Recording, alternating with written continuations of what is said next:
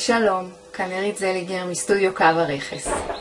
הרבה פעמים עולה השאלה למה מה שקיבלתי בהדפסה שונה מאוד ממה שהיה לי במסך. אז זה קורה בגלל הבדל מאוד עקרוני בין שתי הטכנולוגיות. המסך עובד בשיטה של אור. זאת אומרת, תדמיינו במה שבה כל הפנסים קבועים, נראה שחור.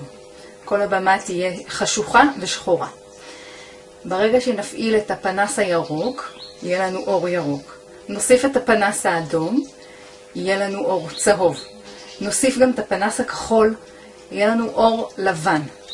זאת אומרת, מחשוך למואר לבן.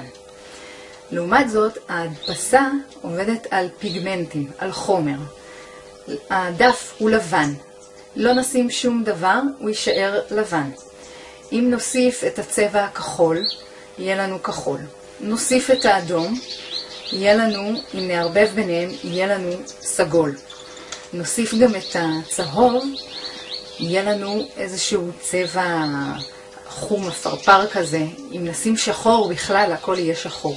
זאת אומרת, זה עובד מלבן עד כהה. ולכן, תמיד מה שנראה על המסך, יראה לנו הרבה יותר חי, בוהק. תיקחו את זה בחשבון לפני שאתם מאשרים להדפסה.